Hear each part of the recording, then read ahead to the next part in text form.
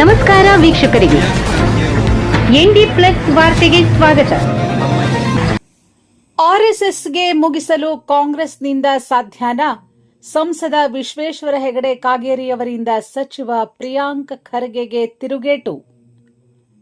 ಕಾರವಾರದಲ್ಲಿ ಮಾಧ್ಯಮಗಳೊಂದಿಗೆ ಮಾತನಾಡಿದ ಸಂಸದ ಕಾಗೇರಿ, ಸಚಿವ ಪ್ರಿಯಾಂಕ್ ಖರ್ಗೆ ಅವರ ಆರ್ಎಸ್ಎಸ್ ವಿರೋಧಿ ಧೋರಣೆಯ ವಿರುದ್ಧ ತೀವ್ರ ವಾಗ್ದಾಳಿಯನ್ನ ಸಂಸದ ವಿಶ್ವೇಶ್ವರ ಹೆಗಡೆ ಕಾಗೇರಿ ಮಾಡಿದರು.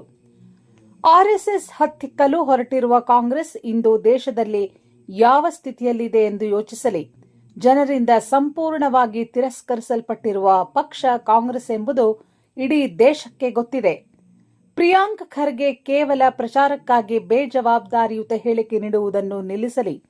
ಆರೋಪ ಮಾಡಿ ದೊಡ್ಡವರಾಗುವ ಕನಸು ನನಸಾಗಲ್ಲ.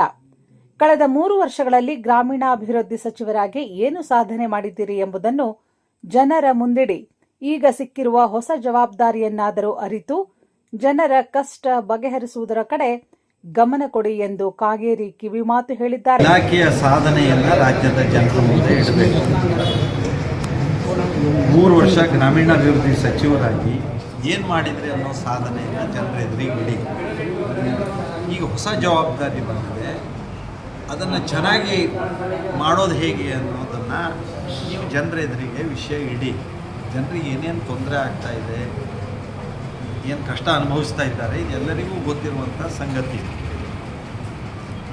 ಅದನ್ನು ಯಾವುದನ್ನು ಏನೂ ಹೇಳದೆ ಬಾಯಿ ಚಪಲಕ್ಕೆ ಕೇವಲ ಆರೋಪದ ಮಾತುಗಳನ್ನು ಹೇಳೇ ತಾನು ದೊಡ್ಡವನಾಗಬೇಕು ಅನ್ನುವಂಥ ಕನಸನ್ನು ಕಂಡ್ರೆ ಅದು ನನಸಾಗೋದಿಲ್ಲ. ಹಾಗಾಗಿ ಬೇಜವಾಬ್ದಾರಿಯುತವಾಗಿ RSS ಬಗ್ಗೆ, BJP ಬಗ್ಗೆ ಮಾತನಾಡೋದನ್ನು ಬಿಟ್ಟು ಜವಾಬ್ದಾರಿಯುತವಾಗಿ ಆಡಳಿತವನ್ನು ನಡೆಸಿ ಮತ್ತು ಪ್ರಚಾರಕ್ಕಾಗಿ ಈ ರೀತಿಯ ಮಾತುಗಳನ್ನು ಹೇಳೋದನ್ನು ನಿಲ್ಲಿಸಿ ಅಂತ ನಾನು ಕೇಳ್ಕೊಳ್ತೀನಿ. ಪ್ರಿಯಾಂಕ್ ಖರ್ಗೆ ಅವರಿಗೆ ಒಂದು ನೆನಪಿಸೋದಕ್ಕೆ ಬಯಸ್ತೀನಿ. ಪ್ರಜಾಪ್ರಭುತ್ವದ ಆಶಯಗಳನ್ನೆಲ್ಲವನ್ನೂ ತೀಡಿ ಅಂಬೇಡ್ಕರ್ ಅವರ ಆಶಯಕ್ಕೆ ವಿರುದ್ಧವಾಗಿ ದೇಶದಲ್ಲಿ ತುರ್ತು ಪರಿಸ್ಥಿತಿಯನ್ನು ತಂದಂಥವ್ರು ಇಂದಿರಾ ಗಾಂಧಿಯವರಿಗೆ RSS ಅನ್ನು, ಅವತ್ತಿನ ಜನಸಂಘವನ್ನು, BJPಯನ್ನು ಏನೂ ಮಾಡಲಿಕ್ಕೆ ಆಗಲಿಲ್ಲ. ನಾವು ಬೆಳೀತಾ ಇದ್ದೇವೆ.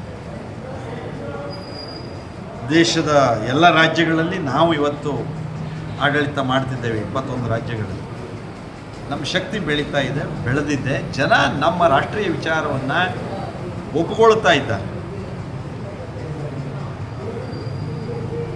ಇವರು ಹಿಂತಿರುಗಿ ಕಾಂಗ್ರೆಸ್ ಏನಾಗಿದೆ ಅಂತ ನೋಡಬೇಕು.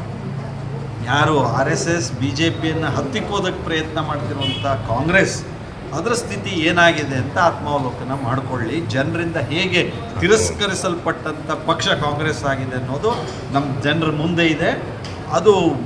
ಅದೇ ಸಾಕು ಪ್ರಿಯಾಂಕ್ ಅವರಿಗೆ. ಇನ್ನೇನು ಹೇಳಬೇಕು.